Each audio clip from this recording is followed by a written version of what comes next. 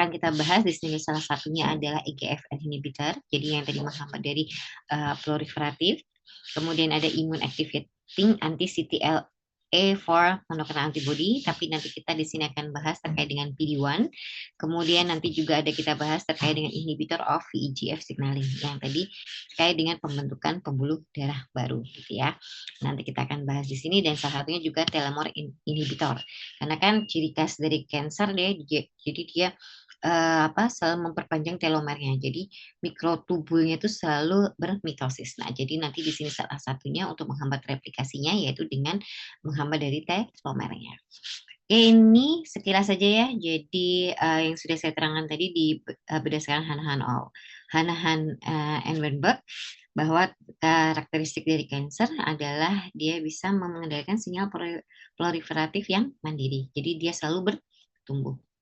Kemudian ini ya tidak sensitif terhadap signal anti pertumbuhan yang saya katakan tadi. Salah satu gen P53 yang bisa menekan pertumbuhan sel kanker ya ternyata kanker ini bisa menghindari dari signal anti pertumbuhan ini. Oke, kemudian di sini juga bisa menghindari dari apoptosis gitu ya. Jadi kalau sel normal gitu ya biasanya mengalami kematian terprogram, tapi pada sel kanker dia bisa untuk menghindari apoptosis ini. Sehingga diperlukan obat-obat yang tertargetnya adalah salah satunya ke apoptosis. Kemudian di sini ya dia bisa bereplikasi secara terus-menerus. Jadi ya membelah tanpa batas pada sel kanker. Pada sel normal dia nanti pasti memiliki batas pembelahan tertentu karena ada tadi tumor ada gen penekan gitu ya, penekan pertumbuhan dari sel. Nah, kemudian di sini induksi angiogenesis, jadi kanker itu bisa membentuk dari pembuluh darah baru. Pembuluh darah baru ini digunakan untuk suplai oksigen dan nitrogen. Suplai oksigen dan nutrisi. Nah, kemudian di sini karakteristik kanker juga ya bisa menginvasi dan bermetastasis. Jadi menginvasi jaringan lain dan bermetastasis atau berpindah ke jaringan tubuh lainnya. Oke, kemudian di sini yang saya katakan kenapa DNA itu penting ya ini ya. Jadi peran DNA dalam hallmark of cancer. Ternyata DNA ini kan yang kita ketahui ya kan mengandung informasi genetik ya di dalam tubuh. Kalau misalnya DNA ini mengalami mutasi, otomatis nanti dia akan mengganggu proses seluler yang normal sehingga terjadi perkembangan atau pembelahan sel yang terus menerus sehingga nanti mutasi DNA berkontribusi pada perkembangan dari kanker. Sehingga salah satu nanti atau beberapa obat menargetkan pada DNA kanker. Ini ya, di sini cancer terjadi mutasi ya yang tadi saya katakan, apakah dia terjadi pada mutasi point mutation pada salah satu basa atau insertion mutation yaitu penambahan gugus basa gitu ya, basa pada nitrogen pada DNA sehingga nanti akan menyebabkan urutan DNA pasti akan kacau. Kemudian atau tadi deletion, tadi kalau ini insertion ketambahan dari basa nitrogen, sedangkan deletion itu adalah kehilangan atau menghilangkan. Kemudian ada juga translocation mutation, nah ini yang disebut dengan cross linking mutation. Kemudian di sini ada deletion mutation ya tadi yang tadi kehilangan dari basa nitrogen. Oke, nah apa sih dampak mutasi? Ya jelas berarti nanti mengaktifasi dari onkogen sehingga onkogen ini menyebabkan pertumbuhan sel yang tidak terkendali. Kemudian adanya inaktivasi dari gen supresor tumornya dan menyebabkan instabilitas genom. Nah ini merupakan ini tiga-tiga ini adalah merupakan karakteristik dari kanker. Yang saya katakan adanya mutasi pada gen P53 di mana P53 ini sebagai tadi ya penjaga genom gitu ya bisa juga sebagai supresor gitu ya penekan dari pertumbuhan sel yang berlebihan dan juga bisa menginduksi apoptosis atau perbaikan. Oke, kemudian selain itu juga ada mutasi EGFR, di mana EGFR epithelial growth factor receptor. Nah, EGFR ini kan terlibat dalam pertumbuhan sel normal, tapi pada sel kanker, gen EGFR ini mengalami mutasi. Apa yang terjadi? Yang terjadi adalah pertumbuhan tidak terkendali. Nah, selain itu juga ada mutasi pada gen BRAF. Nah, BRAF ini adalah yang mengaktifkan dari jalur MAPK atau MAPK ya, jalur MAPK. Nah, di mana kita ketahui ya jalur MAPK ini adalah yang nanti untuk mengatur dari adanya pertumbuhan dari sel. Sehingga kalau adanya mutasi BRAF sama ya tadi akan mengaktifasi MAPK sehingga akan terjadi pertumbuhan yang terus-menerus. Oke, baik, itu adalah karakter dari Cancer yang nanti kita akan pelajari terkait dengan targeted dari Cancernya. Nah, jadi ini ya, kenapa sih? Nah, tadi Cancer itu harus dihambat gitu ya, atau istilahnya dibunuh gitu ya. Jadi intinya apa? Agen-agen kemoterapi atau anti neoplastik ini yang kita sebut kemoterapi itu tujuannya adalah menghambat pertumbuhan atau reduce the size of the tumor, jadi mengurangi size dari tumornya atau membunuh sel kansernya. Jadi apa namanya inilah apa fungsi dari anti neoplastik atau efek nanti ya dari terapi pengobatan kemoterapi. Oke, ini ya jenis-jenis obat anti neoplastik di sini yang unspesifik atau tidak tertarget itu ada alkylating agent, anti metabolit, anti tumor, antibiotik dan vinca alkaloid. Nah, ini kaitannya dengan tadi ya dengan DNA-nya. Karena kita ketahui ya adanya tadi perubahan atau mutasi pada DNA bisa menyebabkan terjadinya kanker. Nah, sehingga ini adalah jenis-jenis obat anti neoplastik yang menargetkan pada DNA. Contoh di sini adalah alkylating agent ya. Alkylating agent di sini contohnya adalah siklofosfamid. Nanti dia mekanisme aksinya adalah mengalkilasi gitu ya. Mengalkilasi sehingga nanti terjadinya cross linking pada DNA pada kanker sehingga menyebabkan apa? Menyebabkan nanti terjadinya kerusakan pada DNA sehingga nanti ada kegagalan sintesis protein ataupun sintesis dari DNA. Kemudian di sini yang kedua adalah antimetabolit. Nah, antimetabolit ini dia adalah suatu analog. Nah, di mana kita ketahui ya, kan ada purin dan ada pirimidin ya. Purin itu yang tergolong dari purin kan adalah basa nitrogen, guanin dan adenin. Kemudian yang pirimidin itu adalah apa sitosin dan timin ya.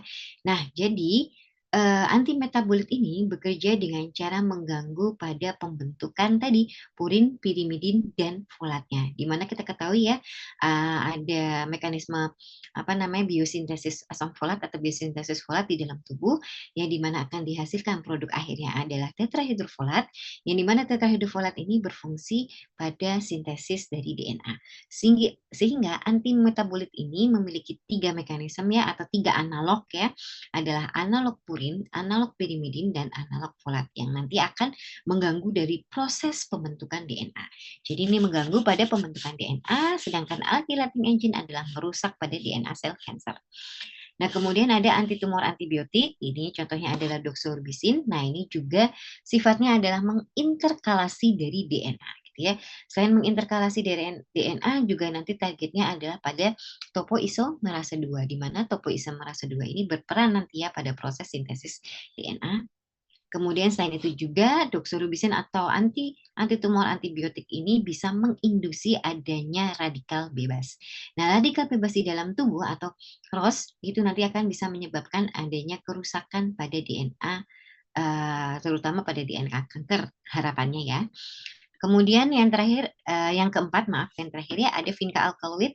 Nah, vinca alkaloid ini mekanisme aksinya adalah mengganggu pembentukan mikrotubul, di mana mikrotubul ini tadi ya berperan terhadap adanya pembentukan apa kromosom gitu ya, kromosom atau telomernya tadi, sehingga nanti akan mengganggu pada proses mitosisnya. Oke, di sini ya. Jadi kemudian yang tertarget, nah yang tertarget di sini ada namanya inhibitor tirosin kinase. Jadi menghambat pada tirosin kinase pada suatu reseptor ya. Contohnya tadi adalah EGFR. EGFR itu untuk aktivasinya kan ada tirosin kinase ya.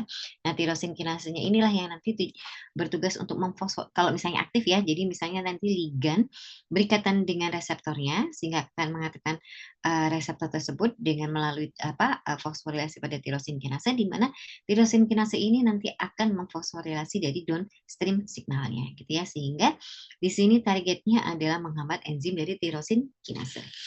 Kemudian di sini ada antibodi monoklonal ya.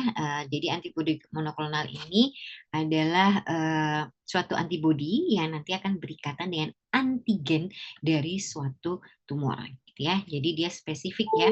Oke. Kemudian selanjutnya adalah inhibitor angiogenesis yang dimana saya tadi sudah jelaskan ya angiogenesis tersebut itu adalah pembentukan pembuluh darah baru sehingga dengan adanya menghambat pembuluh darah baru sehingga nanti kanker tidak dapat nutrisi ataupun tidak dapat oksigen sehingga apa nanti yang terjadi adalah kankernya akan mati. Oke, nah ini ya, jadi selain itu juga ada terapi imunoterapi, ini adalah modifikasi pada sel T, di mana kita ketahui ya, sel T itu kan berfungsi untuk dia apa namanya menghambat atau membunuh dari sel kanker gitu ya, yang namanya sel TT sitotoksik yang sudah kita bahas sebelumnya ya. Jadi sel T ini nanti dimodifikasi di luar, gitu ya. Jadi nanti diambil darah dari pasien, kemudian nanti diekstrak menjadi atau didiferensiasi menjadi sel T yang kemudian nanti sel T ini nanti akan dimodifikasi dimodifikasi ya, jadi nanti chimeric antigen reseptornya ini dimodifikasi yang kemudian agar nanti bisa dimodifikasi tujuan agar nanti sel T ini bisa berperan untuk membunuh dari sel kanker. Yang kemudian nanti modifikasi dari sel T tadi yang sudah dimodifikasi di luar nanti akan diinjeksikan kembali ke pasien. Nah, ini yang disebut juga dengan apa istilah personalized medicine. Oke, kemudian ini kita bahas satu persatu ya mekanisme dari alkylating agent tadi ya. Jadi golongan obat ini nanti apa namanya bekerja dengan cara mengalkilasi atau merusak dari DNA sel kanker. Nah, di sini ya dengan cara apa? Dengan cara membentuk ikatan kovalen dengan basa nitrogen pada DNA. Nah, di sini terutama guanin dan adenin. Kenapa guanin dan adenin? Karena guanin dan adenin ini memiliki ya atom nitrogen bebas yang dimana dia akan bersifat nukleofilik yang nanti akan berikatan dengan gen alkylating agent yang bersifat dengan elektrolit sehingga nanti karena ikatannya kuat ya ikatan kovalen sehingga nanti bisa menyebabkan adanya cross linking dari DNA dari sel kanker. Nanti adanya terjadinya cross linking inilah yang bisa menyebabkan apa namanya penghentian dari sintesis DNA atau menyebabkan kerusakan dari DNA. Ini ya, jadi di sini yang sudah saya katakan tadi bahwa dia targetnya adalah menyerang DNA sel kanker dengan cara membentuk ikatan kovalen dengan basa nitrogen terutama guanin dan adenin sehingga akan menyebabkan kerusakan struktur sehingga tadi ya kerusakan tadi berupa cross linking atau kerusakan basa nitrogen. Oke, nah ini ya jadi mekanisme aksinya jadi nanti adanya gugus alkil gitu ya yang reaktif pada obat alkylating agent, contohnya siklofosfamid, nanti akan bereaksi pada atom nitrogen pada basa DNA. Nah ini ya, jadi adalah guanin ataupun adenin.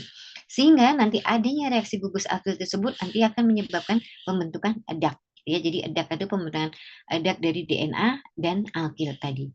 Sehingga apa menyebabkan apa? Menyebabkan adanya cross linking. Jadi ada dua adak DNA yang akan berikatan dengan alkil sehingga akan membentuk ikatan cross linking. Kemudian di sini sehingga menyebabkan terjadinya kerusakan basa nitrogen. Jadi tadi basa-basa nitrogennya pasti akan terganggu. Kalau basa nitrogennya akan terganggu, apa yang terjadi? Yang terjadi adalah sintesis dan replikasi DNA akan terganggu. Nah, ini ya jenis kerusakan DNA yang tadi saya katakan ada cross-linking atau depurinasi atau hilangnya basa purin. Basa purin itu adalah adenin dan guanin dari struktur DNA-nya. Kemudian ada kerusakannya adalah depirimidasi yaitu hilangnya basa pirimidin yaitu sitosin dan timin dari struktur DNA-nya. Oke, nah ini ya konsekuensinya tadi kalau misalnya tadi DNA terganggu ya udah nanti terjadi gangguan pada replikasi DNA, gangguan pada proses transkripsi. Kemudian nanti kalau misalnya terjadi ada gangguan gitu ya, pasti nanti akan mengaktifasi dari apa namanya mengaktifasi transduksi signal dari apoptosis gitu ya jika kerusakannya tidak dapat diperbaiki sehingga akan mengalami kematian sel yang terprogram. Jadi biasanya obat-obat kemoterapi ini juga menginduksi gitu ya adanya signal apoptosis di mana kita ketahui ya signal apoptosis ada yang apa namanya mengaktifasi dari caspase gitu ya kemudian mengaktifasi dari apa anti anti maksudnya pro apoptosis tadi ya. Oke. Itu ya. Jadi nanti bisa menyebabkan apa namanya kematian sel yang terprogram. Oke, ini ya. Jadi efek pada kanker otomatis nanti akan menghambat pertumbuhan karena tadi proses ini ya proses replikasi transkripsi akan terganggu sehingga nanti adanya akumulasi kerusakan nanti kalau tidak bisa di repair itu berarti nanti akan dibawa ke apoptosis atau kematian sel yang terprogram. Nah, ini ya, ini gambarannya visualisasi dari alkylating agent yang saya katakan tadi bisa menyebabkan cross-linking. Nah, nanti menyebabkan cross-linking, jadi harusnya sitosin berpasangan dengan guanin, tapi nanti malah bisa jadi guanin nanti berpasangan dengan guanin gitu ya. Ini dalam rantai yang berbeda. Tapi nanti ada juga bisa jadi nanti guanin ini nanti misalnya berikatan dengan timinnya tadi gitu ya. Atau guanin nanti berikatan dengan sitosin tapi yang dalam satu strand. Itu bisa menyebabkan cross-linking. Nah, kalau cross-linking terjadi, akibatnya apa? Akibatnya nanti terjadi adanya kerusakan pada DNA-nya ya. Sehingga nanti kalau kerusakan pada DNA dan tidak ada proses repair gitu ya, bisa nanti menginduksi apoptosis atau kematian sel yang terprogram. Oke, ini ya, tadi yang saya jelaskan kenapa sih guanin dan adenin. Tadi sudah saya jelaskan bahwa guanin dan adenin memiliki atom nitrogen dengan pasangan elektron bebas. Sehingga sifatnya adalah nukleofilik yang nanti akan reaktif gitu ya. Jadi pada proses alkilasi dengan berikatan dengan gugus elektrofilik dari alkylating agent-nya atau siklofosfamid contohnya ya. Oke, nah ini ya, jadi nanti konsekuensinya apa ya? Terjadi gangguan pasangan basa yang harusnya guanin dengan sitosin, ada dengan timin, tapi nanti malah terganggu. Terganggunya tadi ya bisa jadi guanin berpasangan dengan guanin dari apa namanya dari helix yang lainnya gitu ya, atau misalnya guanin nanti malah berikatan dengan sitosin atau adenin atau timin dengan apa namanya dalam satu helix. Oke, ini ya, jadi cross linking tadi. Nah, jadi cross-linking tadi diakibatkan adanya tadi agen alkilasi tadi yang bereaksi dengan basa nitrogennya. Kemudian nanti cross-linking ini ada intrastrand cross-linking, ada interstrand cross-linking, dan ada DNA protein cross-linking. Nah, ini bedanya ya. Kalau di sini dua adak pada untai DNA yang sama, sedangkan ini adalah adak pada atau ikatan atau kerusakan ya, adak pada satu untai DNA yang berbeda. Oke. Ya, jadi dampaknya pada cross-linking tadi mengganggu replikasi, transkripsi, mengaktifkan perbaikan DNA dan apoptosis. Nah, ini ya, jadi adalah obat-obat dari atau kemoterapi dari alkylating agent, contohnya di sini kelas nitrogen mustard atau siklofosfamid ya, dengan mekanisme aslinya dengan membentuk ikatan silang antara untai DNA-nya. Sehingga di sini targetnya adalah pada basa nitrogen ya, basa nitrogen furin atau adenin dan guanin. Sel organnya ya, sel organ atau targetnya adalah sel yang membelah cepat sehingga sel kanker kan tadi karakteristiknya membelah dengan cepat ya sehingga nanti menjadi target. Nah, selain itu juga ternyata sel susun tulangan juga membelah dengan cepat. Nah, inilah menjadi target juga nih pada obat kemoterapi. Makanya biasanya obat-obat kemoterapi itu tidak selektif. Oke, kemudian di sini ada nitrosores, contohnya karmustin, lamustin gitu ya, membentuk ikatan silang juga. Kemudian di sini ada alkilsulfonat. Nah, kalau alkilsulfonat atau bulsulfan ini dia hanya mengalkilasi gitu ya, kan berikatan tadi dengan basa guaninnya saja pada DNA. Jadi targetnya adalah pada basa guanin. Kemudian triazin di sini target aslinya adalah pada basa guanin dan adenin sehingga mengalkilasi pada basa guanin dan adenin. Nah, ini salah satu contoh yang lainnya adalah etilen imins ya atau tiotepa yang dia target aslinya adalah pada basa fosfat. Jadi mengalkilasi pada basa fosfat. Di mana kita ketahui ya DNA itu kan ada basa nitrogennya, ada gugus fosfatnya ya, kemudian ada gulanya juga atau pentosa. Nah, ini tiotepa ini adalah menghambat pada basa fosfatnya. Oke, nah ini hanya informasi additional information terkait jadi flashback aja sedikit terkait dengan asam nukleat ya. Tadi struktur asam nukleat ada basa nitrogen, gula pentosa ataupun gugus fosfat yang tadi salah satu menjadi target dari tiotepa tadi. Nah, ini ya basa tadi ada purin, adenin, guanin, dan pirimidin, sitosin, dan timin ataupun urasil dalam bentuk RNA-nya. Nah, ini ya jadi gula pentosa itu nanti akan membedakan DNA dan RNA-nya. Ini ya DNA dan RNA di mana kita ketahui ya. Kemudian fungsinya apa? Asam nukleat jadi menyimpan informasi genetik atau untuk nanti proses sintesis protein sehingga nanti kalau misalnya terjadi adanya mutasi pada asam nukleat otomatis nanti menghasilkan mensintesis protein yang berbeda sehingga tadi ya contohnya tadi bisa menyebabkan adanya overekspresi dari satu protein HER2 yang kaitannya dengan dengan kanker payudara. Oke, kemudian ini ya, jadi ini sama ya, jadi DNA, apa sih fungsinya DNA? Ya fungsinya DNA tadi membawa informasi dan sebagai blueprint dari adanya aktivasi dalam kehidupan gitu ya. Ini ya, jadi pada DNA nanti ada gugus fosfat dan ada gula deoksiribosa. Nah ini ya, dan ada basa nitrogen, tadi basa nitrogen ada adenin, guanin, purin, dan timin, sitosin adalah pirimidin. Oke, nah kita akan bahas yang kedua adalah terkait dengan antimetabolit. Nah, antimetabolit tadi yang saya katakan, dia mekanisme aksinya adalah sebagai analog gitu. Analog dari DNA-nya sehingga mekanisme aksinya ini adalah mengganggu dari proses sintesis asam nukleat. Jadi proses pembuatan tadi asam nukleat. Tadi kan asam nukleat terdiri dari basa nitrogen ya, sehingga nanti antimetabolit ini adalah mengganggu dari pembentukan dari proses sintesis asam nukleatnya tadi gitu ya. Nanti kita akan lihat nanti ada berbagai macam ya, ada analog purin, analog pirimidin dan folat. Oke, ini ya, jadi antimetabolit di sini adalah menghambat pertumbuhan kanker. Ini yang paling penting di sini ya. Jadi ternyata antimetabolit ini adalah peniru molekul alami, gitu ya. Molekul alami itu tadi adalah bahasa alaminya. Jadi nanti molekulnya itu adalah analog purin. Jadi analog purin nanti menyamakan dengan guanin atau adenin atau analog pirimidin yang dia menyerupai sitosin ataupun timinnya itu tadi. Sehingga akibatnya adalah menghambat sintesis DNA dan RNA. Oke, ini ya, jadi mekanisme aksinya dia menyerupai, kemudian atau seperti basa nitrogen, terus masuk ke dalam proses metabolisme, kemudian nanti akan berintegrasi pada proses seluler, gitu ya. Kemudian nanti akan menghambat enzim tertentu. Sehingga setelah dia menyerupai, dia akan berintegrasi pada DNA RNA, sehingga adanya gangguan proses DNA RNA, salah satunya dengan nanti adalah menghambat dari enzimnya. Nah, enzim akan kita bahas di sini adalah timidilat sintetase, yang nanti mekanismenya adalah uh, golongan obat analog purin dan pirimidin, yaitu nanti akan menghambat dari proses timidilat sintasenya. Kemudian nanti ada analog folat yang nanti akan menghambat dari dihidrofolat reduktasenya, sehingga menghambat produksi dari tetrahidrofolat. Sehingga apa yang terjadi? Yang terjadi adalah penghentian dari siklus sel. Ya, jadi tadi target dari antimetabolit ada basa nitrogennya tadi yang menyerupai purin, adenin, guanin atau pirimidin, timin dan sitosin. Nah, selain itu juga nanti akan menghambat enzim sintesis asam nukleatnya.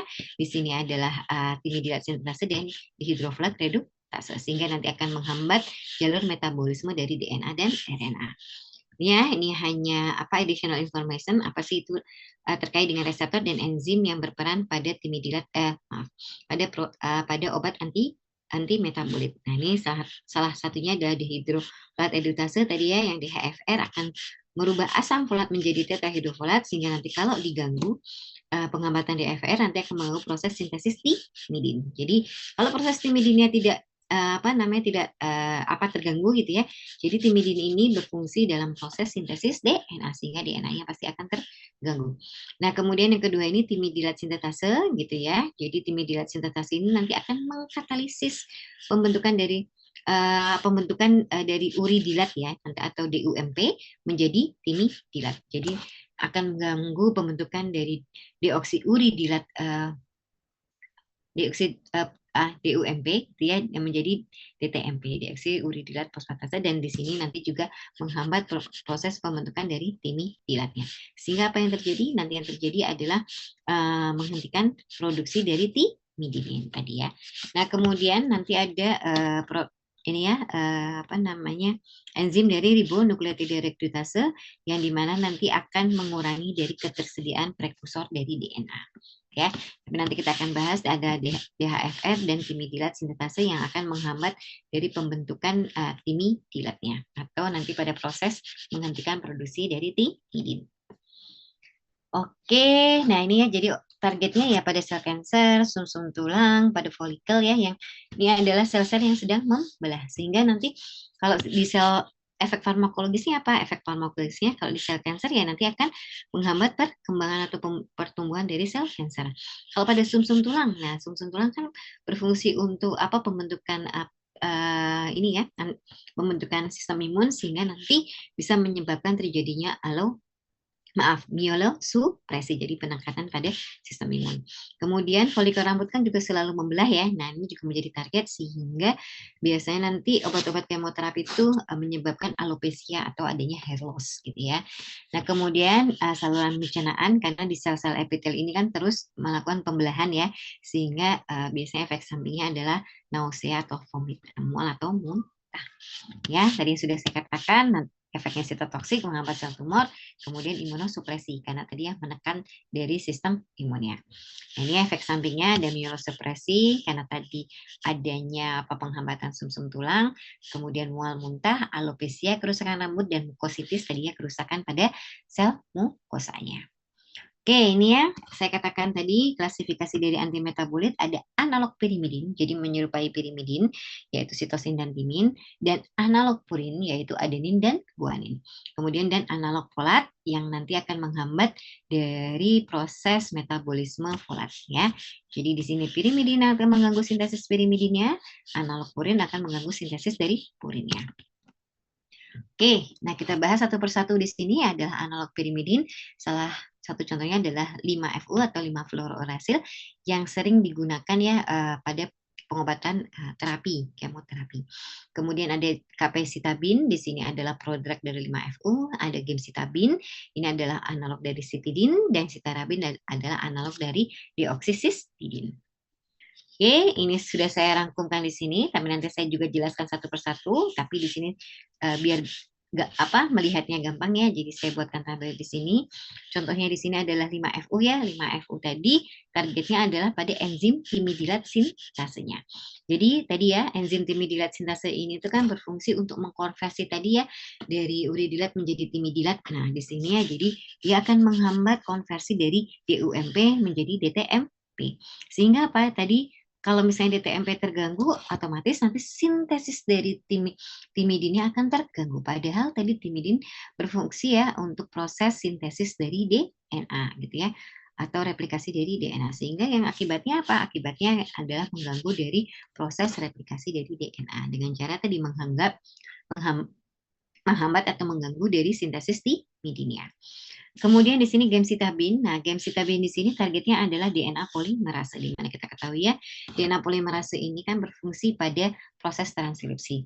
Nah, di proses transkripsi, kita flashback sedikit ya, di proses transkripsi kan ada yang namanya tahapan inisiasi, elongasi, dan terminasi. Nah, DNA polimerase ini karena DNA polimerase ini dihambat, sehingga nanti akan menghambat adanya elongasi pada rantai DNA. Sehingga apa yang terjadi? Yang terjadi bisa menyebabkan kerusakan pada DNA. Kemudian citarabin ini juga pada DNA polimerase. Nah, tadi kalau gemcitabin dia adalah menginhibisi, sedangkan citarabin adalah menginkorporasi. Jadi berkorporasi pada DNA polimerasenya. Nah, ini ya. Kemudian selanjutnya adalah analog purin. Di sini adalah 6-merkaptopurin. Ini adalah mengganggu tadi sintesis dari purinnya ini tadi ya. Purin tadi yang diperlukan basa nitrogen guanin dan adenin yang berperan terhadap adanya nanti ya sintesis dari timidin yang berfungsi untuk nanti sintesis dari DNA-nya. Kemudian di sini ada azathioprine, jadi produk dari 6-merkaptopurin, dan ada fludarabin. Ini adalah suatu analog dari adenin. Oke, ini ya. Jadi di sini sudah saya ringkaskan juga di sini.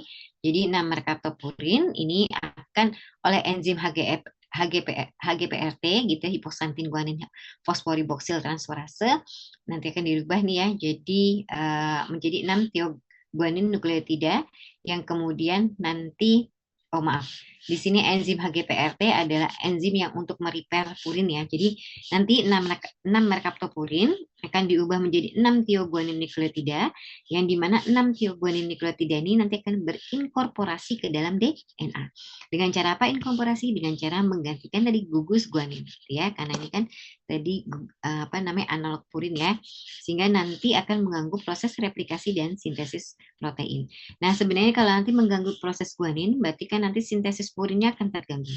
Nah, nanti ada enzim yang namanya HGPRT atau hipoxantin guanin fosforibosil transferase yang membantu untuk repair protein, untuk membantu repair atau kerusakan adanya purin. Namun 6-merkaptopurin ini bisa menghambat enzim HGPRT.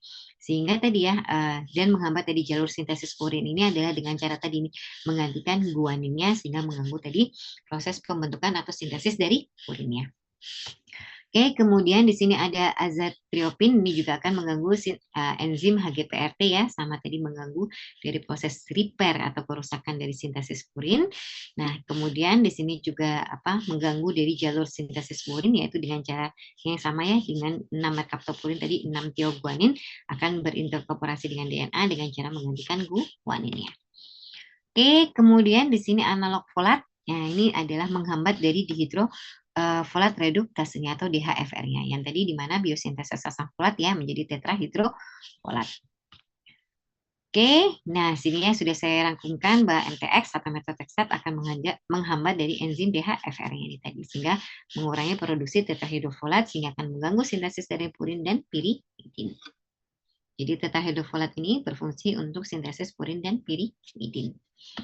Oke, nah ini ya, jadi untuk kanker, kemudian untuk penyakit autoimun. Nah ini ya, jadi di sini resistensi, saya tekankan lagi di sini, resistensi di sini terjadi kenapa? Karena akibat adanya peningkatan efflux dari obat. Efflux dari obat itu karena apa? Tadi sel meningkatkan pompa efflux. Salah satu contohnya adalah P-glikoprotein. Ini adalah salah satu penelitian yang saya lakukan di S2 ya, jadi mengidentifikasi gitu ya, atau menganalisis kejadian resistensi sel pada kemoterapi. Nah, ternyata pada resistensi kemoterapi ini terjadi adanya peningkatan influx dari obatnya. Oke, kemudian, nah ini sebenarnya sudah saya bahas tadi ya satu persatu di atas, tapi ini akan lebih jelas lagi. Jadi tadi 5FU ya mengganggu dari metabolisme dari sel kanker. Ini adalah suatu analog dari purinnya nih tadi. Oke, ini ya, jadi menargetkan pada enzim timidilat sintetase yang menghambat tadi konversi DUMP menjadi DTMP. Ya, jadi timidilat sintetase berperan dalam pembentukan basa nitrogen dari timinnya ini tadi. Sehingga tadi ya timidinnya akan terganggu, sintesis dari DNA pun akan terganggu. Oke, kemudian selanjutnya di sini aktivasinya ya, jadi nanti 5FU akan menembus membran sel, masuk ke dalam sitoplasma, kemudian 5FU akan dikonversikan menjadi bentuk aktifnya, yang kemudian nanti 5FU bersaing dengan DUMP, gitu ya, uridilat tadi ya, monofosfat tadi, untuk berikatan dengan timidilat sintetase. Akibatnya apa? Nanti 5FU berikatan dengan enzim timidilat, otomatis DUMP yang tadinya harus dikonversi atau dirubah menjadi DTMP nanti akan terhambat. Sehingga nanti proses pembentukan tadi timin atau timidilat akan terganggu. Ini ya, jadi tadi menghambat DTMP menyebabkan kekurangan timin, padan timin tadi diperlukan untuk sintesis DNA, sehingga terjadi kerusakan gangguan replikasi. Nah, kemudian nanti kan biasanya kalau ada gangguan replikasi dan segala macam, berarti kan tadi DNA-nya kan mengalami kerusakan ya. Nah, nanti ada proses yang namanya apoptosis gitu ya. Jadi adanya mengirimkan tadi ya signal apoptosis yang diaktifkan sebagai respon terhadap kerusakan DNA-nya ini tadi. Oke, sehingga nanti bisa menyebabkan adanya kematian sel. Ya, jadi targetnya otomatis pada sel yang aktif membelah. Nah, sebenarnya pada sel normal yang aktif membelah pun menjadi targetnya. Nah, di sini 5FU ini biasanya untuk terapi kolorektal. Oke, efeknya tadi yang menghambat, menghentikan pembelahan, dan menyebabkan kematian sel. Nah, ini ya tadi yang saya terangkan krusial dari DUMP tadi, karena deoksiridilat monofosfat tadi kan berperan terhadap pembentukan timin ya, atau sintesis dari timidilatnya tadi. Nah, ini ya, jadi DUMP oleh timidilat sintetase akan dirubah menjadi DTMP, di mana nanti 5FU ini nanti akan berkompetitor dengan DUMP untuk berikatan dengan timidilat sintetase, sehingga nanti proses pembentukan DTMP timidilat monofosfat ini akan terganggu, sehingga nanti proses pembentukan timin terganggu. Kalau timin terganggu, otomatis nanti DNA sintesisnya pun akan terganggu. Nah, ini ya, ini contohnya di sini juga dihidrofolat reduktase yang nanti akan dirubah menjadi tetahidrofolat yang nanti untuk pada sintesis purinnya ini tadi. Makanya tadi nanti ada analog folat yang juga akan mengganggu proses pembentukan purin dan pirimidin. Ini tidak hanya purin ya, jadi purin dan pirimidin. Tapi kalau DTUMP ini nanti berperan terhadap pembentukan atau sintesis dari purinnya ini tadi ya, adenin atau guaninnya ini tadi. Oke, nah ini ya. Nah, saya ulang lagi di sini, nama merkaptopurin dia nanti akan, nama merkaptopurin ini kan adalah suatu analog purin ya. Nah, jadi nanti dia akan menghambat dari sintesis purin de novo atau guanin ataupun adeninnya ini tadi ya. Nah, kemudian di sini yang tadi yang penting ya, jadi 6 merkaptopurin harus dirubah dulu menjadi 6 tioguanin nukleotida atau 6 tioguanin tadi. Jadi nanti 6 MP, 6 merkaptopurin masuk ke dalam sel, kemudian nanti akan berubah menjadi bentuk aktifnya, yaitu 6 tioguanin, yang kemudian nanti 6 tioguanin nanti berinkorporasi gitu ya, atau menggantikan basa purin pada DNA atau RNA-nya. Ya, jadi pada guanin ataupun adeninnya. Kemudian nanti kalau sudah berinkorporasi sehingga akan menyebabkan adanya gangguan dari fungsi normal DNA atau RNA sehingga akan mengganggu replikasi atau sintesis dari mengganggu replikasi dan transkripsi dari DNA ataupun RNA. Sehingga akibatnya apa? Nah, tadi ya karena adanya kerusakan berarti kan tadi kerusakan tadi akan mengirimkan signal gitu ya, mengirimkan signal untuk apoptosis yaitu bisa berupa caspase gitu ya, yang kemudian nanti akan mengaktifasi dari adanya apoptosis sehingga nanti sel kanker ini akan mengalami apoptosis atau kematian sel terprogram. Nah, ini ya, jadi pada 6 merkaptopurin nanti enzim yang dihambat adalah tadi inosin monofosfat dehidrogenase, di mana inosin monofosfat ini nanti akan dikonversi ya jadi menjadi inosin trifosfat. Di mana inosin trifosfat ini nanti mekanismenya adalah untuk sintesis dari guanin trifosfat atau GTP-nya.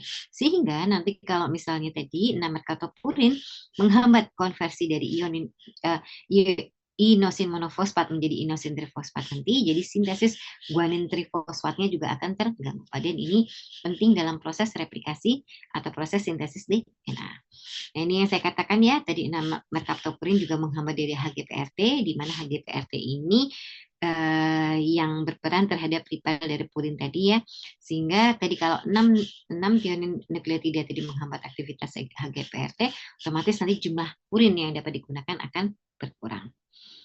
Nah ini ya, jadi efeknya otomatis nanti sitotoksik, ini efek samping termasuk mielosupresinya. Dan ya, yang tadi saya katakan 6 merkaptopurin ini kan berperan pada sintesis purin de novo ya.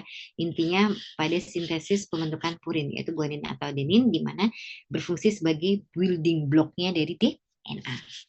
Ini ya yang tadi saya ceritakan di mana tadi 6 merkaptopurin menghambat dari enzim inosin monofosfatnya enzim inosin monofosfatasenya yang dimana akan merubah inosin monofosfat tadi menjadi inosin trifosfat yang kemudian nanti berperan pada proses guanosin trifosfatnya tadi ya, sehingga tadi ini berperan terhadap adanya sintesis dari DNA. Ya, oke. Oke, kemudian di sini selanjutnya tadi analog folat ya adalah metotrexat, di mana dia nanti akan MTX ya. Metotrexat ini nanti dia adalah analog dari folat ya, yang dimana dia akan menghambat enzim DHFR ini tadi. Oke, jadi tadi MTX, jadi nanti berkompetisi ya dengan dihidrofolat yang berikatan dengan enzim dihidrofolat reduktase tadi ya, untuk mengkonversi menjadi tetrahidrofolat. Ya, jadi nanti produksi tetrahidrofolat berkurang sehingga otomatis nanti sintesis purin dan pirimidin akan terganggu karena kekurangan tadi ya tetrahidrofolatnya, di mana tadi pada sintesis tadi ya, jadi proses fungsi dari asam folat menjadi tetrahidrofolat yang berguna untuk sintesis pada purin dan pirimidin. Di mana kita ketahui bahwa purin dan pirimidin ini adalah building block dari pembentukan DNA-nya. Oke, jadi apa yang akibatnya terjadi? Ya nanti ada gangguan sintesis DNA karena kekurangan purin dan pirimidinnya tadi. Dan nanti akan memicu dari apoptosis ya. Jadi akan memicu dari signal dari apoptosis. Oke, efek farmakogenetisnya tadi ya membunuh sel kanker, tapi juga pada sel imun sehingga menyebabkan mielosupresi. Nah, selain itu juga ternyata 6 rekaptopurin ini bisa menghambat proliferasi dari sel T, sehingga nanti produksi sitokin proinflamasi berkurang, sehingga respon yang berlebihan pada penyakit pada autoimun akan dihambat. Nah, ini juga menjadi salah satu target pada terapi autoimun. Ya, jadi efek sampingnya mielosupresi. Oke. Oke, baik. Kemudian golongan selanjutnya tadi sudah alkylating, kemudian antimetabolit. Yang ketiga adalah antitumor antibiotik, ya, ini yang berasal dari bakteri ataupun jamur. Nah, ini tadi mekanisme aksinya, kalau ini adalah merusak dari DNA sel kanker. Kalau tadi antimetabolit mengganggu proses pembentukan asam nukleatnya, kalau ini merusak DNA pada sel kanker. Ya, jadi ada DNA sel kanker ini nanti dihambat dengan cara tadi ya langsung berinkorporasi atau berinterkalasi dengan DNA. Jadi tanpa reseptornya tadi. Oke, kemudian di mekanisme aksinya itu tadi yang saya katakan adalah interkalasi. Interkalasi dengan cara menyisipkan diri di antara basa nitrogen pada untai DNA. Jadi nanti doxorubicin nanti akan menyisipkan diri pada basa nitrogen pada untai DNA gitu ya. DNA baik DNA sel kanker, targetnya adalah DNA sel kanker. Tapi ternyata DNA sel yang sedang membelah atau sel normal yang sedang membelah juga akan tertarget. Sehingga apa yang terjadi kalau sudah disisipkan ya udah nanti terjadi gangguan struktur dari DNA. Otomatis nanti terjadi hambatan replikasi dan menghambat proses dari transkripsi. Nah, tadi mekanisme kerjanya tadi dengan cara tadi yang mengalkil seperti metil ataupun etil ke basa nitrogen sehingga nanti akan mengubah struktur dari DNA, terjadi kerusakan sehingga akan terjadi gangguan fungsi dari sel. Nah, selain itu juga tadi ya golongan antibiotik tadi, anti kanker antibiotik ternyata bisa membentuk radikal bebas gitu ya. Jadi nanti produksi radikal bebas yang diaktifkan oleh obat tadi, obat antibiotik anti kanker antibiotik, contohnya doxorubicin ya, nanti akan memproduksi radikal bebas yang dimana radikal bebas ini nanti akan bereaksi dengan DNA sel kanker sehingga menyebabkan kerusakan oksidatif. Kalau terjadi kerusakan oksidatif, apa yang terjadi? Yang terjadi adalah akan mengganggu fungsi dan kerusakan pada sel DNA sel kanker. Jadi efeknya apa? Tadi efeknya merusak DNA, kemudian juga memicu transduksi signal dari apoptosis, kemudian terjadi nekrosis ataupun nanti biasanya ini non selektif ya, non selektif karena biasanya sel normal pun juga akan terganggu. Oke, kemudian di sini efeknya menghambat pembelahan, penurunan ukuran tumor, kemudian pencegahan metastasis. Ini bisa mencegah metastasis kalau misalnya stadiumnya memang belum stadium tingkat misalnya lebih dari tingkat 2. Oke, kemudian efek sampingnya mielosupresi. Nah, selain itu juga ternyata obat-obat ini ya obat-obat antibiotik anti kanker antibiotik akan menyebabkan efek sampingnya adalah kardiotoksik atau kardiotoksisitas yang bisa menyebabkan kerusakan pada sel di jantung. Ini efek samping secara general ya, mual dan muntah, kemudian alopecia ataupun stomatitis adanya peradangan pada jaringan mulut. Ini salah satu contoh obatnya adalah doxorubicin ya di sini doxorubicin. Nah di sini memiliki cincin antrasiklin di sini ya, dengan 4 cincin ya yang terhubung dan yang nanti akan berperan dalam interkalasi pada DNA sel kankernya. Nah selain itu juga terdapat gugus glikosida di sini ya. Jadi nanti gugus ini akan berperan terhadap pengikatan dan transportasi obat. Nah selain itu juga ada gugus hidroksil. Nah gugus hidroksil inilah yang nanti akan berperan terhadap adanya pembentukan radikal bebas di dalam sel gitu ya yang nanti akan membunuh sel kanker.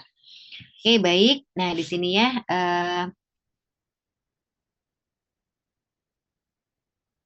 Oke, nah di sini ya. Jadi adanya interkalasi tadi pada gugus ini ya, gugus antrasiklinnya di sini. Pada gugus antrasiklinnya nanti terjadi di sini berikatan dengan DNA secara ikatannya adalah elektrostatik gitu ya. Karena dimediasi oleh muatan positif pada doxorubicinnya. Kemudian terjadi penyisipan, jadi pada cicit plantarnya tadi terjadi penyisipan di antara pasangan basa dari DNA-nya ini tadi. Kemudian nanti terjadi apa? Terjadi distrosi dari struktur DNA helixnya itu tadi. Kemudian tadi ya, selain itu juga pada gugus OH-nya menyebabkan tadi pembentukan radikal bebas. Bagaimana sih kok radikal bebas ini bisa terjadi? Jadi doxorubicin nanti mengalami reduksi oleh enzim sehingga nanti akan dihasilkan semiquinone. Nah, semiquinone ini adalah suatu radikal bebas tidak stabil yang dimana nanti bereaksi dengan oksigen yang bisa menghasilkan radikal superoksida dan hidrogen peroksidase. Nah, jadi radikal superoksida dan hidrogen peroksidase inilah yang nanti bisa menyerang komponen seluler gitu ya, termasuk dari DNA, membran, lipid sehingga terjadi adanya kerusakan oksidatif. Nah, selain itu juga doxorubicin ternyata tadi ya bisa menghambat dari topoisomerase 2. Nah, doxorubicin ini berikatan kompleks dengan topoisomerase 2 DNA sehingga apa yang terjadi? Ikatan ini nanti akan menstabilkan kompleks pembelahan gitu kan. Jadi apa namanya? Yang tujuannya untuk membelah, jadi nanti akan menghambat gitu ya. Jadi akan menghambat atau mencegah prosesnya religasi dari DNA-nya tadi, sehingga nanti untai ganda DNA tadi tetap terputus, sehingga nanti akan mengganggu integritas dari genom. Jadi kan harusnya tadi dilekatkan kembali gitu ya, tapi ternyata karena adanya tadi pengikatan pada topoisomerase 2-nya sehingga nanti mengganggu mengganggu dari integritas dari genomnya, itu mengganggu dengan tadi DNA untai ganda dari DNA-nya tetap terputus. Nah, selain itu juga pasti nanti kalau misalnya ada kerusakan, ini kan berarti kan ada kerusakan. Nah, kalau ada kerusakan pada DNA, nanti pasti mengaktifkan transduksi signal yang namanya apoptosis. Ya, oke. Jadi tadi menghambat dari topoisomerase 2-nya. Oke, ini farmakokinetiknya tidak akan saya bahas. Nah, ini yang paling penting ya. Doxorubicin nanti berperan pada sel cycle. Dimana kita ketahui ya, di sel cycle kan ada fase G1, G0, kemudian G2M ya. Nah, fase G2M ini adalah proses yang nanti terjadinya mitosis ya. Nah, ternyata doxorubicin kalau ketika di G2 untuk menuju ke fase M itu kan ada checkpointnya ya. Nah, nanti inilah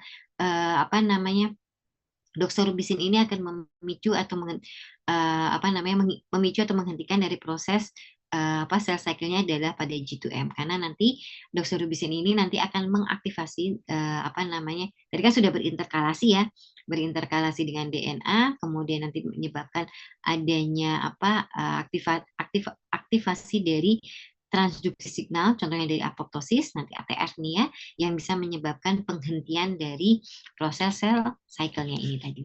Sehingga tadi ya doxorubicin menghambat progresi sel dari fase G2 ke M. Oke, nah tadi resistensi yang saya katakan, tadi adanya peningkatan ekspresi P-glikoprotein. Nah ini ya, penelitian ketika saya S2, saya meneliti terkait dengan fungsi P-glikoprotein terhadap adanya resistensi dari obat. Ternyata benar ya, P-glikoprotein ini berperan terhadap adanya resistensi doxorubicin. Oke, tadi yang saya katakan bahwa doxorubicin memiliki efek samping kardiotoksisitas. Nah, ini biasanya kombinasinya dengan siklofosfamid, ini golongan alkylating ya, atau dengan trastuzumab tadi. Trastuzumab ini adalah suatu monoklonal antibody untuk mengobati kanker yang overekspresi dari HER2. Nah, HER2 ini adalah suatu protein yang berperan terhadap perkembangan atau pertumbuhan atau pembelahan ya dari sel kanker, sehingga HER2-nya ini harus dihambat, sehingga tadi kombinasi doxorubicin dengan trastuzumab ataupun dengan paksitasel ya. Paksitasel ini akan mengganggu dari proses mikrotubulus yang nanti kita akan bahas berikutnya. Oke, kemudian di sini bleomycin ya, ini masih golongan antibiotik. Nah, bleomycin ini juga sama ya, dia memiliki gugus fungsional di sini yang berperan terhadap adanya pengikatan nanti ya, pengikatan pada DNA-nya. Oke, nah jadi mekanisme aksinya nanti bleomycin ini adalah suatu molekul hidrofilik, tapi dia tidak bisa menembus membran secara pasif. Sehingga prosesnya nanti dengan cara mengikat pada reseptor yang spesifik pada permukaan. Nah, ini biasanya nanti dibantu oleh transporter SLC22A16 atau HCT2 ini berperan dalam proses transport aktif dari bleomycin masuk ke dalam membran sel, sehingga nanti terjadi adanya akumulasi dari intraseluler yang kemudian nanti akan tertranslokasi pada nukleus. Nah, di nukleus inilah yang nanti berperan si bleomycinnya nanti berperan dengan cara menginterkalasi dari DNA. Ya, jadi nanti biomisin setelah tadi masuk ke dalam nukleus, biomisin akan berinteraksi dengan tadi basa guanin dan sitosin karena tadi ada basa nitrogennya ya. Yang kemudian nanti selain itu juga tadi kan berinterkalasi dengan DNA. Nah, selain itu juga biomisin ini nanti membentuk kompleks dengan ionogam yaitu Fe2. Jadi nanti ada kompleks biomisin Fe2 inilah yang nanti akan menyebabkan terjadinya radikal bebas gitu ya, akan atau memicu adanya pembentukan spesies reaktif atau ROS. Nah, kemudian selain itu juga nanti pada biomisin ini nanti dia tertarget ya pada 5 aksen GPC nanti ya, 3 aksen ini. Sehingga nanti ini yang berkontribusi terhadap penghentian penghambatan dari pertumbuhan sel kansernya. Oke, kemudian yang tadi saya katakan ya, biomisin tadi bisa berikatan bentuk kompleks dengan Fe3 yang dimana Fe3 tadi bisa membentuk superoksid yang superoksid tadi bisa menghasilkan tadi radikal superoksid sehingga nanti akan memicu tadi ya memicu dari reaksi ROS tadi sehingga memicu tadi ya reaksi radikal oksidatif reaktif yang dimana nanti ROS tadi reaktif oksidatif spesies tadi akan merusak dari DNA-nya. Oke, kemudian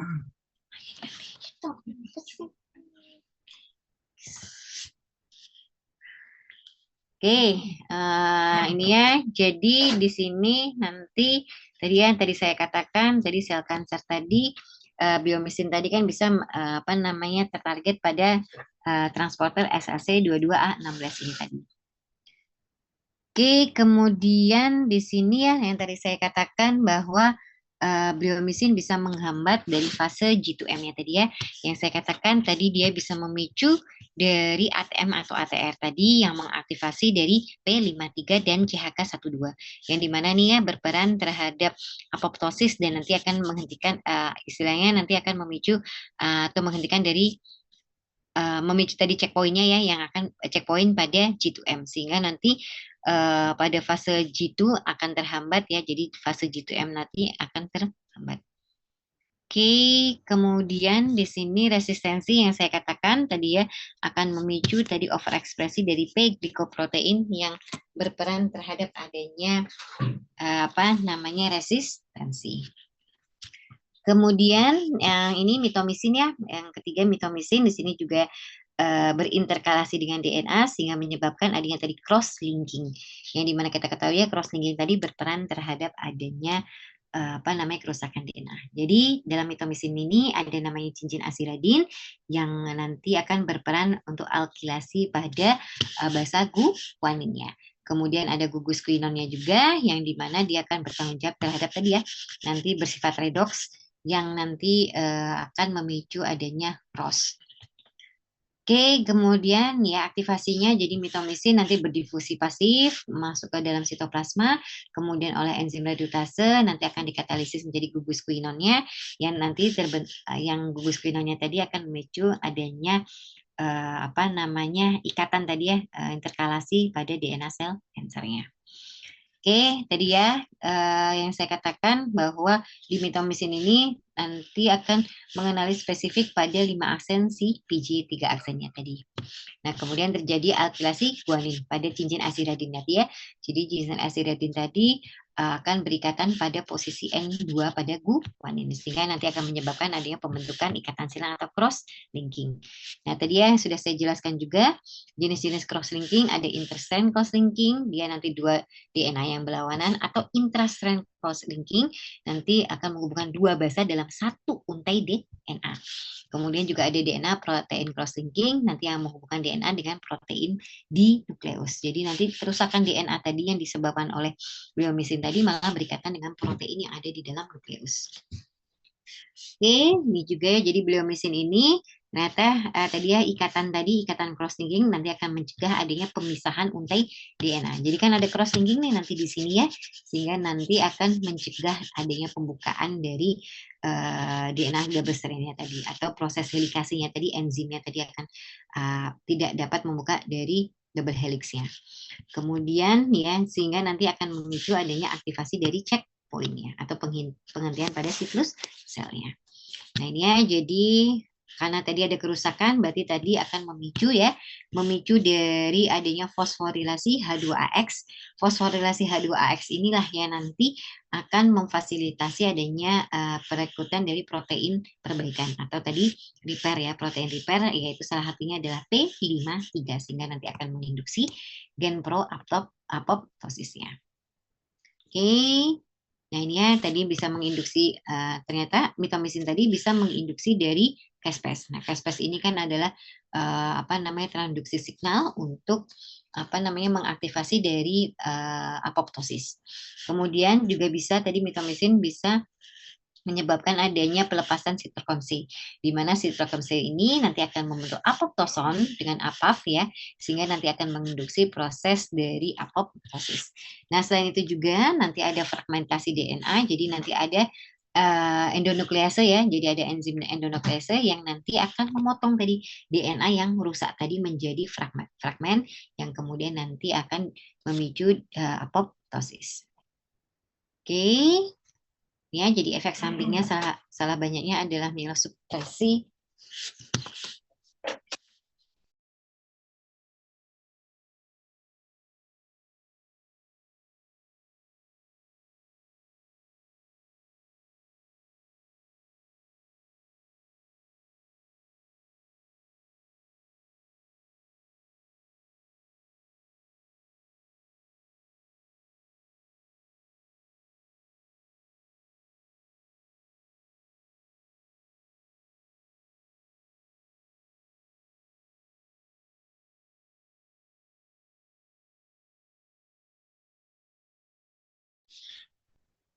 Oke, baik kita lanjutkan ya. Jadi ini terkait dengan resistensi. Nah, resistensi tadi kaitannya dengan adanya ekspresi transporter obat atau P-glikoproteinnya.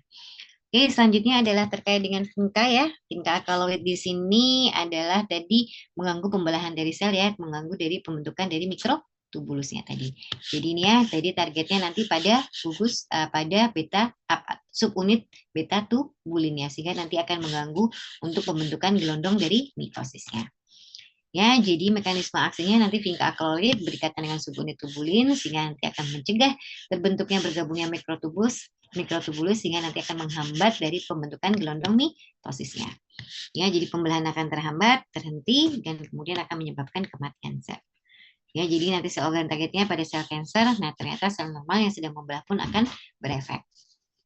Ya, efek sitotoksiknya adalah membunuh. Kemudian tadi mekanisme aksinya tadi mengganggu dari proses pembelahan. Karena kan tadi pada proses ininya ya, proses pembentukan tadi mikrotubulusnya. Nah, ini contohnya vinca alkaloidnya adalah vincristin atau vinblastine yang akan kita bahas selanjutnya ini ya. Jadi vincristin di sini tadi adalah kelompok vinca alkaloid yang nanti akan mengganggu proses pembentukan mikrotubulus ya, sehingga nanti pembentukan gelondong mitosisnya tidak akan terjadi sehingga nanti proses pembelahan selnya juga akan terganggu ya.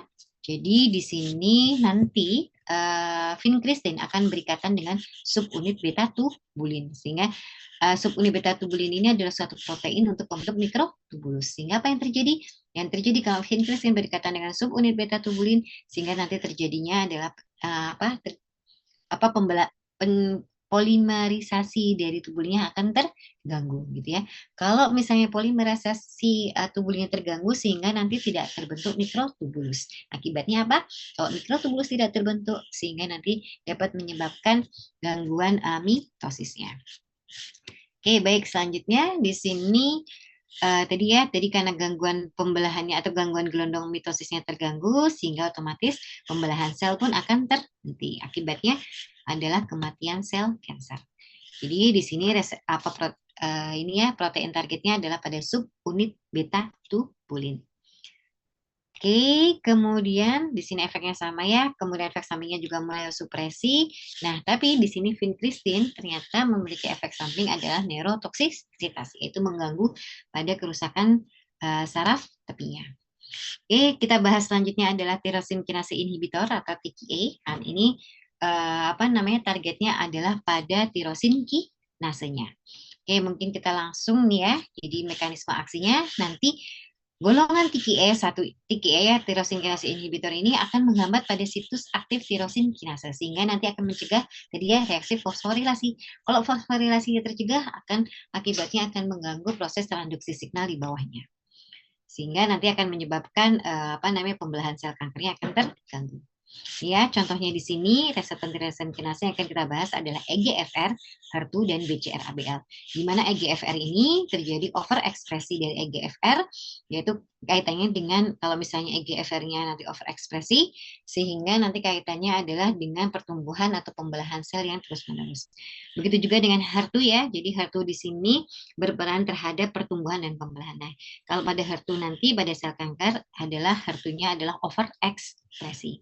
Kemudian nanti juga ada cancer yang dia mengekspresikan dari BCR-ABL sehingga nanti obatnya tertarget pada cancer yang mengekspresikan dari overekspresi dari BCR-ABL. Oke, ini ya intinya kalau ini sel targetnya adalah sel tadi protein yang mengalami mutasi atau ekspresi berlebihan pada gen tirosin kinasenya.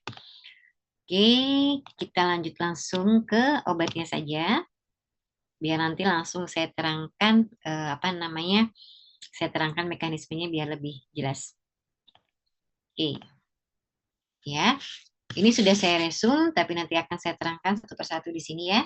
Jadi contohnya di sini adalah imatinib. Nah, imatinib ini adalah dia nanti akan berfungsi pada gen BCR-ABL sehingga nanti spesifik pada cancer yang dia overekspresi pada gen BCR-ABL. Jadi imatinib ini mekanisme kerjanya adalah dengan membentuk fungsi pada gen BCR-ABL. Ya, imatinib akan berikatan spesifik dengan bagian aktif enzim tirosin kinase BCR-ABL. Jadi hanya kanker yang mengoverekspresikan BCR-ABL. Jadi spesifik ya, yang kemudian nanti akan memblok jalur signalnya sehingga nanti akan mengaktifasi dari apoptosis. Nah, BCR-ABL ini dia overekspresi pada sel leukemia myeloid kronis. Jadi ini spesifiknya untuk treatment sel leukemia myeloid kronis. Nah ya, jadi mekanisme aksinya nanti imatinib akan mengenali protein BCR-ABL pada sel leukemia sehingga tadi ya berikatan pada situs aktif enzim dari protein BCR-ABL-nya. Oke, jadi ini spesifik ya pada kanker yang mengandung BCR-ABL. Sehingga efeknya apa? Efeknya ya tadi menghambat pertumbuhan dan menghambat dari proliferatif dari sel kanker. Nah, kemudian selanjutnya di sini adalah gefitinib. Ini adalah inhibitor tirosin kinase pada sel yang mengalami mutasi EGFR. Ya, jadi targetnya pada reseptor EGFR, di mana EGFR ini berperan terhadap mengatur pertumbuhan dan pembelahan sel. Sehingga kalau terjadi mutasi, pembelahannya tidak akan terkendali. Sehingga gefitinib tadi akan bereaksi pada spesifik pada bagian aktif reseptor EGFR, sehingga nanti akan memblokade jalur signal, sehingga akan menginduksi apoptosis. Nah ini ya, biasanya yang mutasi EGFR adalah sel kanker paru non-small cell. Ya. Oke, efeknya sama ya sebagai antitumor atau menghentikan pembelahan tumor. Nah ini visualisasinya, jadi kan di sini ada EGFR, ada tirosin kinasenya ya. Nah nanti gefitinib ini adalah menghambat dari situs aktif tirosin kinasenya sehingga akan menghambat dari signal transduksi signal di bawahnya sehingga tadi proliferasi atau pembelahan sel akan terganggu. Oke, ini ya. Jadi di sini ada generasi ya, first generation ada gefitinib dan elotinib, kemudian yang ketiga adalah osimertinib yang dimana dia spesifik pada T940M.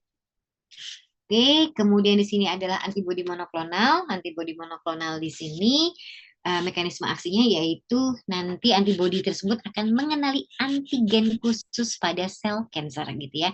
Nah, antigen ini biasanya berupa protein pada permukaan sel ataupun reseptornya itu tadi. Oke.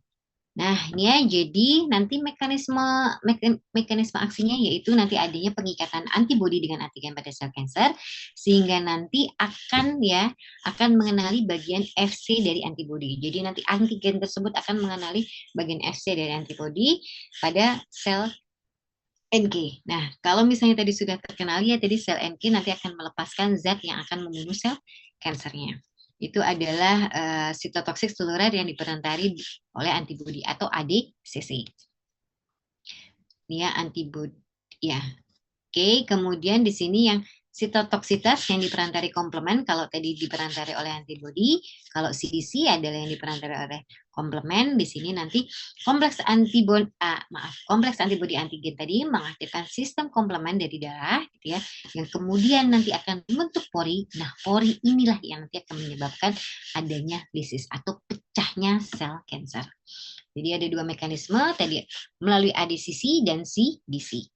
Oke, kemudian sehingga tadi ya akan memicu transduksi signal apoptosis dan menghambat pertumbuhan sel kanker.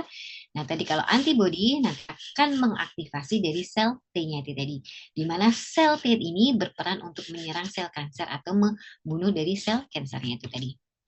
Oke, kemudian di sini ya contoh antibodinya adalah rituximab. Nah, rituximab ini menargetkan pada protein CD20. Jadi ini adalah suatu antigen ya, protein CD20 pada sel B.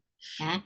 Nah, ini jadi nanti mekanismenya adalah menghancurkan sel B yang mengekspresikan CD20. Karena sel ini tersebut akan membantu tadi ya pertumbuhan dari si tumornya. Nah, jadi ada antibodi, di sini ada protein CD20 yang nanti akan dikenali oleh rituximab. Oke, kemudian Herceptin di sini ya, Herceptin di sini menargetkan pada sel kanker yang overekspresi dari HER2, di mana HER2 ini berperan terhadap transduksi signal pertumbuhan dari kanker. Nah, ini ya, jadi penelitian saya dengan Bio Farma, jadi kalau Herceptin atau trastuzumab ini kan masih dijual masih produksi dari luar gitu ya. Nah, kemudian Bio Farma, IP dan UGM bekerja sama ya dalam membuat antibodi Herceptin produk Indonesia agar nanti tujuannya agar lebih murah dibandingkan dengan produk dari luar gitu ya. Jadi ini targetnya adalah pada protein HER2 atau overekspresi dari HER2 karena pada sel kanker payudara biasanya ditandai dengan adanya overekspresi dari HER2 sehingga targetnya adalah pada reseptor tirosin kinase HER2-nya itu tadi. Oke, kemudian cetuximab. Nah, cetuximab ini adalah pada mutasi EGFR. Jadi, yang tadi ya EGFR kan berperan pada pertumbuhan sehingga nanti cetuximab ini adalah targetnya pada mutasi EGFR. Oke. Ya, oke. Nah, ini sudah saya rangkumkan di sini ya. Ada rituximab tadi ya pada sel B protein CD20, Herceptin pada overekspresi HER2, cetuximab pada EGFR. Nah, ini nivolumab dan pembrolizumab nanti akan kita bahas ya.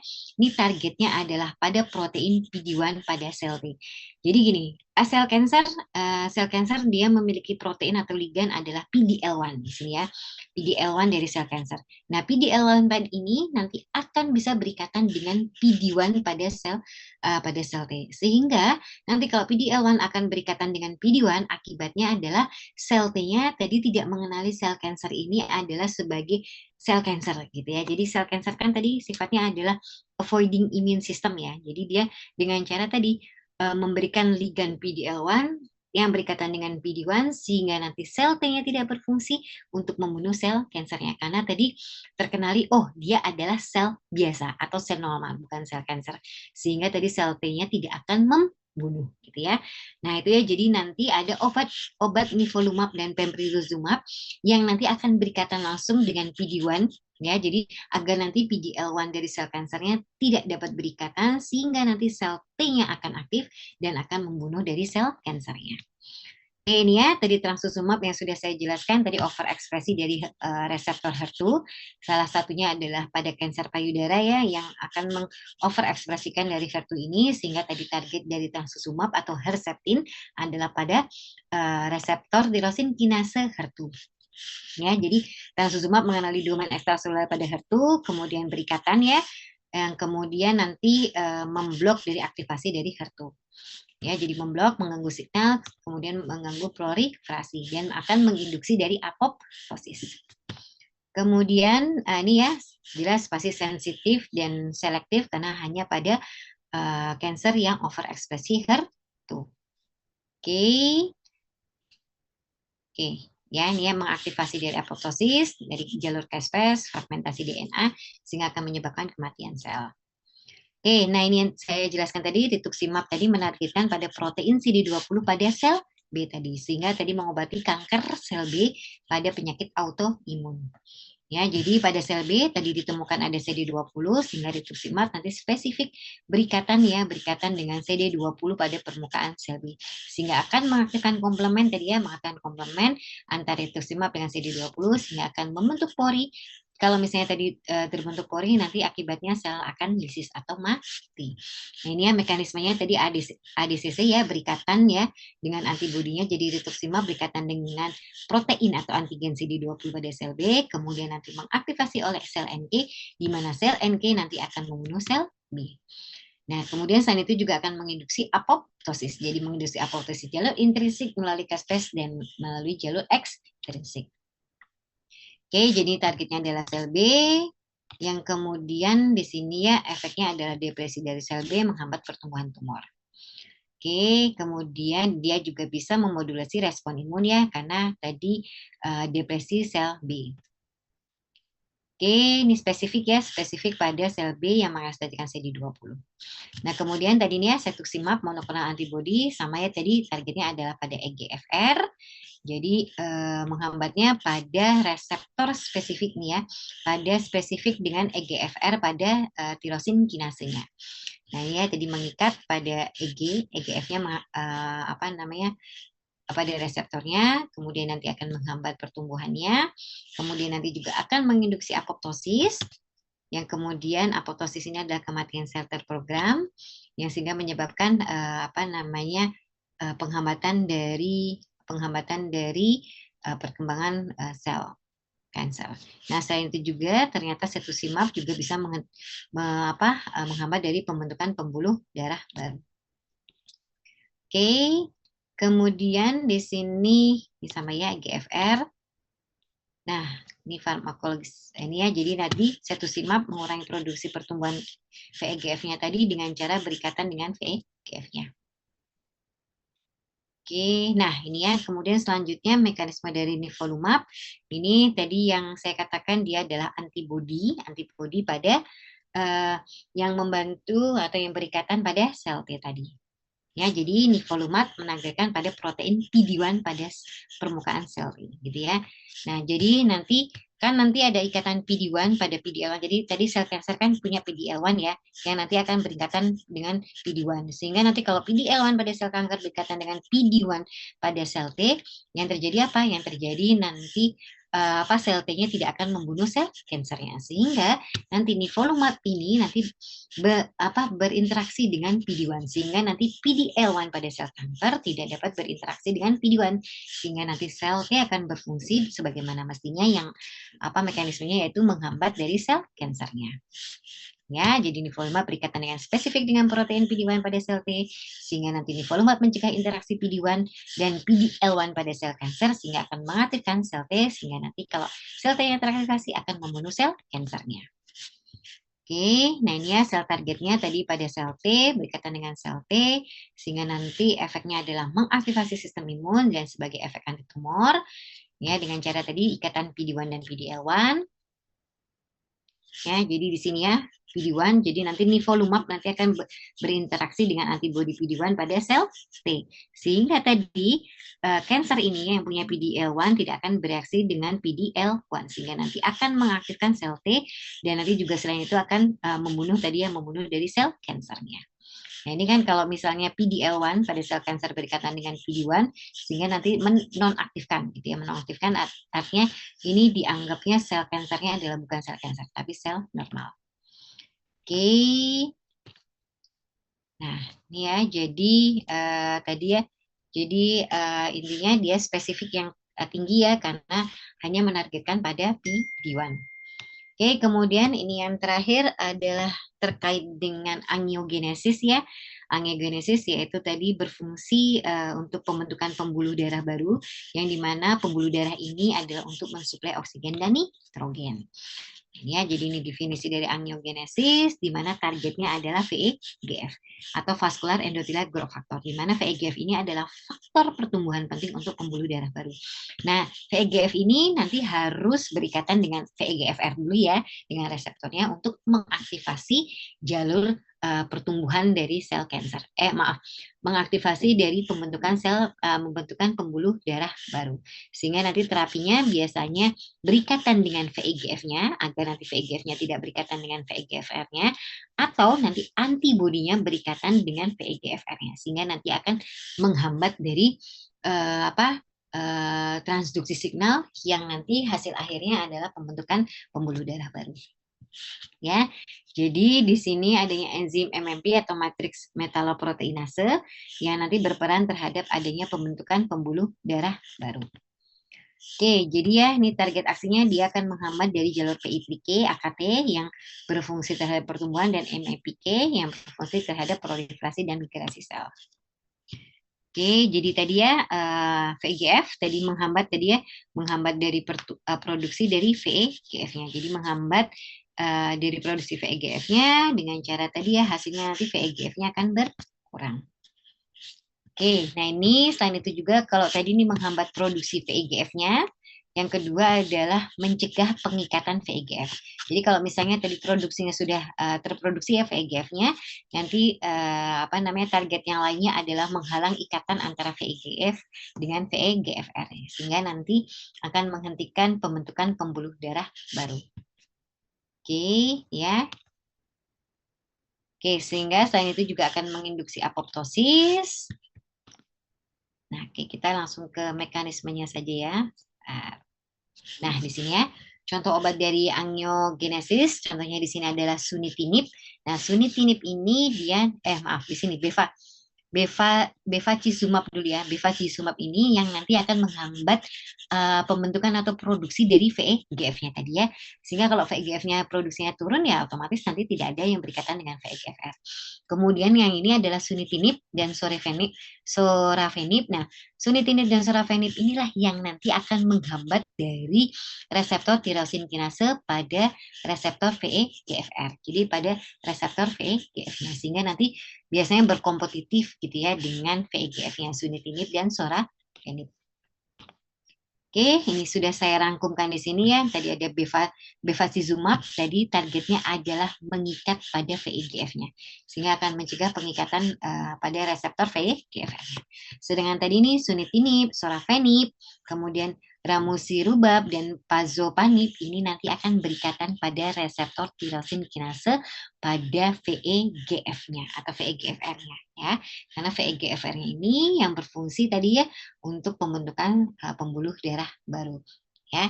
Sehingga kalau pembuluh darah barunya tidak ada, sehingga nanti akan menghambat proliferasinya, migrasi sel endotelnya terganggu, sehingga nanti akan menginduksi apoptosis pada sel endotel. Oke, sekian dari penjelasan saya pada hari ini. Dari sini ada yang mau ditanyakan? Oke, kalau tidak ada, kita langsung ke kuis saja ya.